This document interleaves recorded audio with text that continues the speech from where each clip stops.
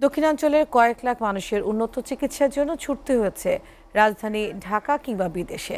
সেই দুর্ভোগ লাঘবে উন্নত চিকিৎসার সেবা নিশ্চিত করতে বরিশালে শীঘ্রই চালু হতে যাচ্ছে ১৭ তলা বিশিষ্ট ৪৬০ শয্যার ক্যান্সার, কিডনি ও হৃদরোগের চিকিৎসা কেন্দ্র। এই চিকিৎসা কেন্দ্রটি চালু হলে খোদ বরিশালের মাটিতেই উন্নত সেবা পাবে দক্ষিণাঞ্চলবাসী। বরিশাল থেকে মুজিব ফয়সালের প্রতিবেদন, ক্যামেরায় ছিলেন নারায়ণ সাহা।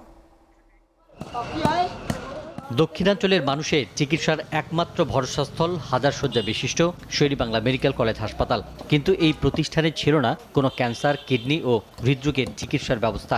এই অঞ্চলের মানুষের চিকিৎসা খাতে স্বস্তির নিঃশ্বাস ফেরাতে উদ্যোগ নেওয়া হয় নতুন ৪৬০ শয্যার ক্যান্সার, কিডনি ও হৃদরোগ চিকিৎসা কেন্দ্র স্থাপনের। ২০২১ সালের আগস্টে শের-ই-বাংলা মেডিকেল কলেজ হাসপাতালের সামনেই প্রায় ৩ একর জমিতে কেন্দ্রটি নির্মাণে কাজ শুরু করে গণপূর্ত বিভাগ। আমরা কাজের মান সবাই মিলে ভালো করার চেষ্টা করছি এবং ভালো করছি ইনশাল্লাহ। আমরা ক্যান্সার হসপিটালে কাজ করতেছি, আমাদের কাজ প্রায় শেষের পথে, দিনরাত পরিশ্রম করে যত দ্রুত পারি আমরা কাজটা শেষ করে দিচ্ছি। কাজ চলছে ভালো, আলহামদুলিল্লাহ। খুব তাড়াতাড়ি হ্যান্ডওভার হয়ে যাবে সাইট, আর কাজের মান ভালো। সরকারের সাথে চুক্তিবদ্ধ অনুসারে কাজ করা হচ্ছে, তবে কাজ দ্রুত শেষ করার কথা জানান নির্মাণ প্রতিষ্ঠানটির এই কর্মকর্তা। আমরা সরকারের সাথে যেভাবে চুক্তিবদ্ধ আমাদের কাজ শেষ করতে হবে সেভাবেই, এবং সেইভাবেই আমরা কাজ চালাই যাইতেছি। সামনের যে সময়টা আছে, আমাদের যে টাইমটা আছে, সেই টাইমে দিয়ে ২৫ সালের জুনে আমরা হয়তো আশা করি হ্যান্ডওভার দিতে পারব।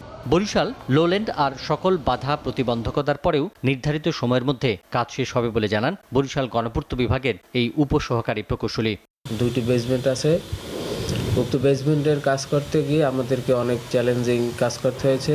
তারপরেও সকল বাধা প্রতিবন্ধকতা আমাদের গণপূর্তে বিভিন্ন স্তরের প্রকৌশলীদের সঠিক তদারকিতে সকল প্রতিকূলতা পেরিয়ে আমরা বর্তমানে অত্র কাজটি স্ট্রাকচার কাজ প্রায় শেষ পর্যায়ে।